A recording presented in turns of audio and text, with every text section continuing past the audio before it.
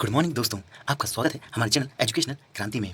आज 10 मई है और 10 मई की करंट अफेयर की ओर चलेंगे। इससे पहले कल का करंट अफेयर रिवाइंड कर लेते हैं। आप हमारे साथ बने रहें, आपको कई फैक्ट जानने को मिलेंगे। हाल ही में किस देश ने मुद्रास्फीति से निपटने के लिए अपने देश की करेंसी को ही बदल दिया है? और यह बदला है ईरान ने। ईरान ने बदला है और यह बदल कर क्या किया गया है, यह हमें कमेंट करके जरूर बताएं। स्कूल छात्रों को मिड डे राशन उपलब्ध कराने वाला राज्य का पहला बना और यह बना मध्य प्रदेश। संयुक्त राष्ट्र पर्यावरण कार्यक्रम UNEP ने किस भारतीय अभिनेत्री को भारत की गुडविल एम्बेसडर के रूप में कार्यकाल को बढ़ा दिया? और यह बढ़ा है दिया मिर्जा जी का और इनका कार्यकाल 2 साल और बढ़ा दिया गया है। आयुष संजीवनी मोबाइल ऐप यह किसके द्वारा लॉन्च किया गया? यह लॉन्च किया गया डॉक्टर हर्षवर्धन जी द्वारा, जो कि हमारे केंद्रीय स्वास्थ्य मंत्री हैं। और यह ऐप जो है, इस ऐप में औषधीय के माध्यम से उपाय को ढूंढा जाएगा कोविड-19 के लिए। हाल ही में किस भारतीय शास्त्रीय नृत्यांगना का निधन हो गया है? और यह हुआ है दीपा नायर जी का। इनका निधन हार्ट अटैक से हुआ है। और आपने यदि कल का करंट अफेयर नहीं देखा है तो आपको आई बटन पर दे दिया जाएगा, आप जरूर देख लीजिएगा। वर्ल्ड रेड क्रॉस डे कब मनाया गया? यह मनाया गया 8 मई को। हाल ही में किस राज्य सरकार ने सेवानिवृत्त की आयु को 1 साल बढ़ा दिया? और यह बढ़ा दिया है तमिलनाडु ने। इन्होंने जो है 59 साल कर दी है, अब पहले 58 साल थी। फोर्ब्स इंडिया बिलियनियर्स की लिस्ट जारी हुई 2020 की और इसमें पहले स्थान पर कौन रहे? पहले स्थान पर रहे मुकेश अंबानी जी और युवाओं में रहे हमारे बायजूस रविंद्रन जी। हाल ही में विशाखापट्टनम में किस गैस का रिसाव हुआ? और यह रिसाव हुआ है स्टीरीन गैस। स्टीरीन गैस बहुत जहरीली गैस थी और मरने वालों को 10-10 लाख का मुआवजा भी दिया गया है रेड्डी जी द्वारा। मध्य प्रदेश के नए मुख्य चुनाव आयुक्त किसे बनाया गया? यह बनाया गया बीरा राणा जी को। हमें जवाब दिया सबसे पहले आर्य जी ने। इन्हें बहुत बहुत बधाई और हमारे साथ रेगुलर बने रहें। आज का पहला question, Melbourne cricket club MCC के वर्तमान अध्यक्ष कौन हैं? और यह हैं कुमार संगकारा। कुमार संगकारा। कुमार संगकारा जो है यहाँ के अध्यक्ष हैं और पहले गैर ब्रिटिश अधिकारी हैं, अध्यक्ष हैं। अब तक जो है यहाँ पर ब्रिटिश ही अध्यक्ष बनते आए हैं, लेकिन कुमार संगकारा जी जो हैं वो पहले गैर ब्रिटिश अध्यक्ष हैं। और अन्य विकल्पों पर नज़र डालें तो राहुल द्रविड़ जी जो हैं भारतीय A टीम के कोच हैं और डेविड वार्नर जो है ऑस्ट्रेलिया से आते हैं। संगकारा जी श्रीलंका के हैं, क्रिकेटर हैं, पूर्व में कप्तान रहे हैं श्रीलंका के और विकेट कीपर भी रहे हैं। अजिंक्य रहाणे जी को जो है कल ही आपको बताया था ELSA कॉर्प नाम का एक ऐप है जो कि इंग्लिश सिखाता है, इसके ब्रांड एम्बेसडर बनाए गए हैं। अब जो कुमार संगकारा जी हैं यह ऐसे लिस्ट में पहुंच गए हैं जो दूसरा कार्यकाल शुरू कर रहे हैं। काय का? ये मेलबॉर्न क्रिकेट क्लब के अध्यक्ष का। अब तक मात्र 3 लोग ही इसमें रहे हैं। पहले जो विश्व युद्ध प्रथम हुआ था उस समय एक व्यक्ति थे जो कि लंबे कार्यकाल में रहे और विश्व युद्ध द्वितीय के समय रहे और अब कुमार संगकारा जी हैं। इनको अब 2 साल अगले वर्ष के लिए अध्यक्ष होंगे। हालांकि अध्यक्ष पद का कार्यकाल जो है 12 महीने का होता है, 12 माह का होता है, या अर्थात 1 साल का, लेकिन यह अब दूसरे साल के लिए चले गए हैं और पहले इस सूची में यह जुड़ गए हैं। MCC की बात करें तो MCC की स्थापना हुई 1787 में और इसका जो मुख्यालय है वो है UK यूनाइटेड किंगडम के लंदन में। अब चलते हैं आगे। मूडीज़ ने 2021 के लिए भारत की GDP दर कितनी बताई है? और यहाँ जो है बहुत दुर्दशा देखनी पड़ी और इन्होंने जो है 0% बताई है। यह बहुत अच्छी बात नहीं है और इन्होंने जो है पूर्व में यह अनुमान लगाया था 2.6% का, लेकिन इसे गिराकर अब 0% कर दिया है।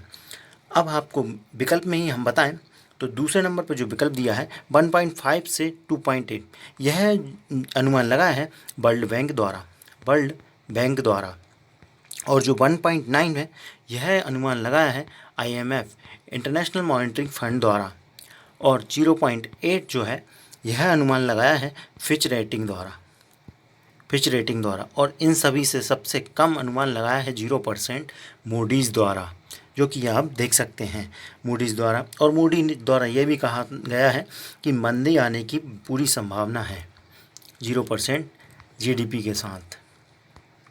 प्रवासी राहत मित्र ऐप यह किस राज्य द्वारा लॉन्च किया गया?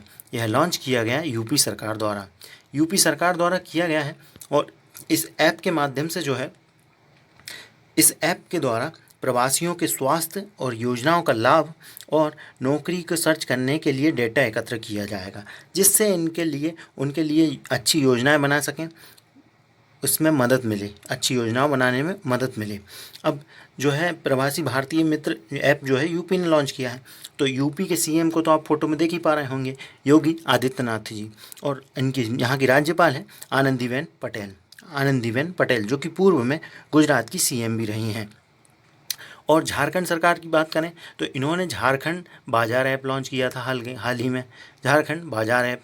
और पंजाब सरकार ने लॉन्च किया था कोबा ऐप, कोरोना वायरस अलर्ट। और छत्तीसगढ़ सरकार की बात करें तो यहाँ की पुलिस ने लॉन्च किया था आपका रक्षा सर्व ऐप, रक्षा सर्व ऐप।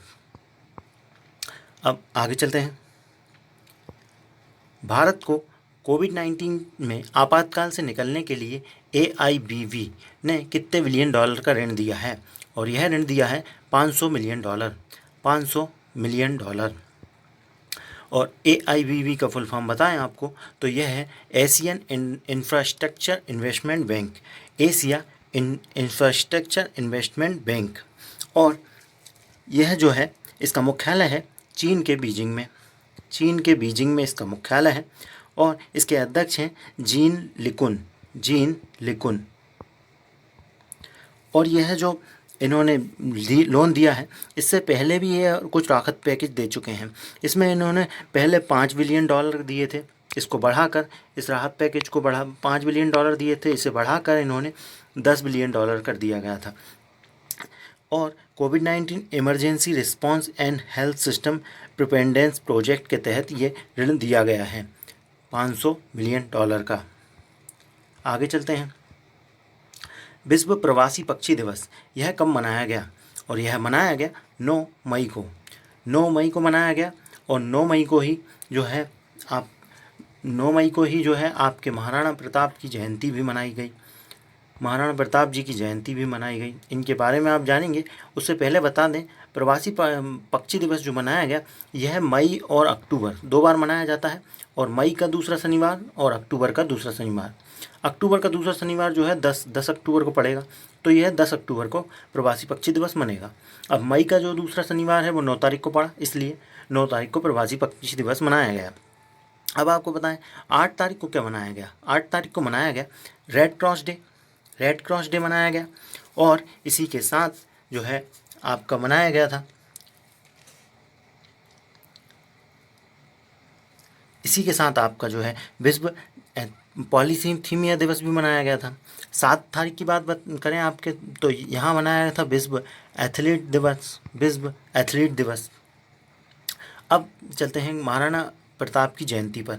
महाराणा प्रताप की जयंती पर हम आपको उनके बारे में कुछ बता दें। इनका जन्म जो है मेवाड़ के राजा उदय सिंह द्वितीय और यहाँ की रानी जयवंता बाई के द्वारा हुआ था। और इनका प्रमुख युद्ध के बारे में बात करें तो हल्दीघाटी का युद्ध, जो कि मुगल के साथ अकबर की सेनाओं के साथ इन्होंने लड़ा था, परंतु यह उसमें हार जरूर गए थे लेकिन मरे नहीं थे और यह भाग गए थे, वहाँ से बचकर निकल गए थे।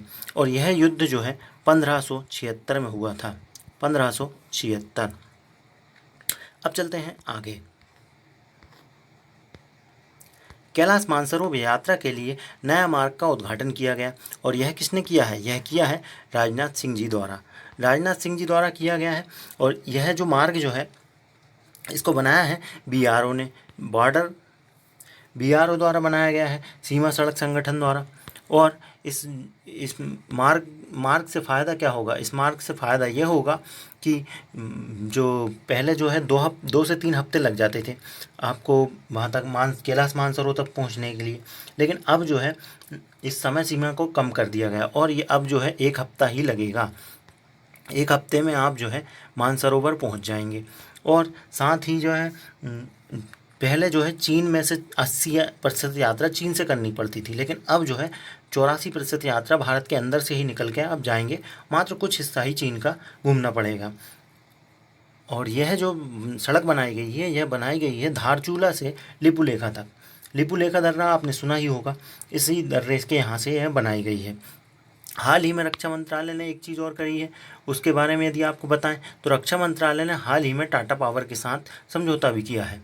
अब आपको हम कैलाश मानसरोवर की कुछ यात्रा पर लिए चलते हैं, लॉकडाउन में भी घर बैठे। अब आपको दिख रहा होगा ये हमारा MP और यहाँ है उत्तराखंड। और इसी उत्तराखंड में इस जगह पर है लिपुलेख दर्रा।